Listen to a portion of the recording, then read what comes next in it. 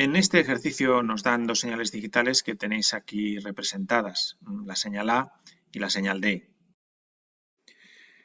Considerando que los retardos de propagación son despreciables, nos piden dibujar, en primer lugar, la salida Z de un cerrojo tipo D con entrada de habilitación activa en baja, siendo A la señal de habilitación y D la entrada de datos. Nos piden que supongamos inicialmente que Z es 0. Y en segundo lugar, la salida Q de un flip-flop tipo D activo por el flanco de bajada, siendo A la señal de reloj y D la entrada de datos. Y nos piden que supongamos inicialmente que Q está en 0. Bueno, vamos primeramente con el apartado A. Tenemos un cerrojo tipo D con entrada de habilitación activa en baja. Este sería el esquema de entradas y salidas del cerrojo. Y nos dicen que vamos a introducir la señal A que tenéis aquí por la entrada de habilitación y la señal D por la entrada de datos del cerrojo. Y que supongamos que inicialmente el cerrojo está en 0. Bueno, ¿cómo evolucionará la salida del cerrojo? Bueno, pues primeramente nos tenemos que fijar en qué momentos el cerrojo va a estar habilitado. Eso ocurrirá cuando A sea 0, porque esta es una entrada de habilitación activa en baja. Bueno, pues esos intervalos de tiempo en los que A es 0 los tenéis aquí marcados en amarillo.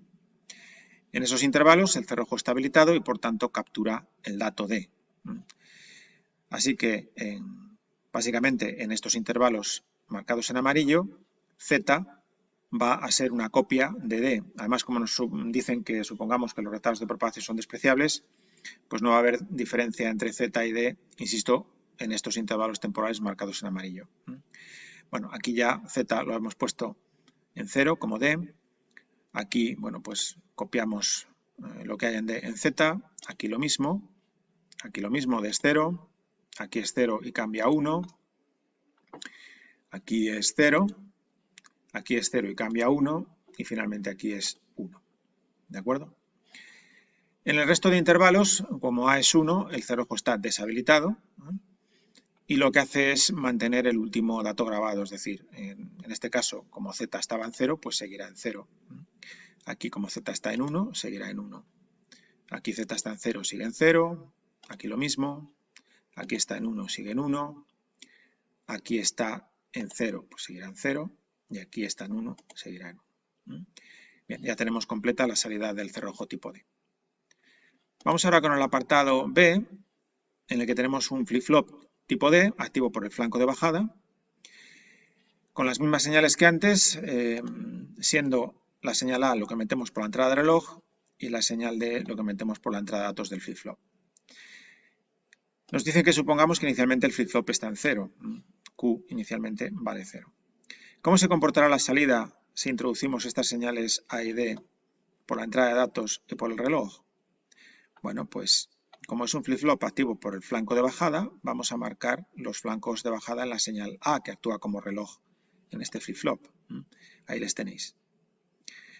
Sabéis que un flip-flop solo actúa sobre su salida, de acuerdo a su tabla de funcionamiento, esto es un flip-flop tipo D, solamente cuando hay un flanco activo en la entrada de reloj. Es decir, mientras no llegue un flanco activo en la entrada de reloj, que es el flanco de bajada, la salida Q en principio no debería cambiar. Así que si Q estaba inicialmente en 0, seguirá en 0 al menos hasta el primer flanco de bajada en el reloj, que es la señal A.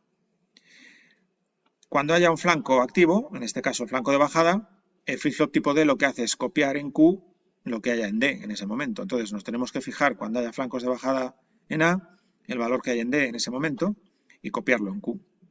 Como aquí D está en 0, pues Q seguirá en 0. Y además ese valor se mantiene al menos durante un ciclo completo de reloj. ¿De acuerdo? Así que dibujamos Q como valor 0 desde aquí hasta aquí. En el siguiente flanco de bajada, D vale 1. Bueno, pues ese 1 se copia en el flip-flop y se mantiene durante un ciclo completo en la señal A. En el siguiente flanco de bajada, D es 0. Bueno, pues Q pasará a valer 0 y se mantiene durante un ciclo. En el siguiente flanco de bajada, D es 0. Bueno, pues captura el 0 y lo mantiene durante un ciclo. Fijaos que aquí, aunque D ha pasado a valer 1, el flip-flop ni se entera, porque eso ha ocurrido entre flancos.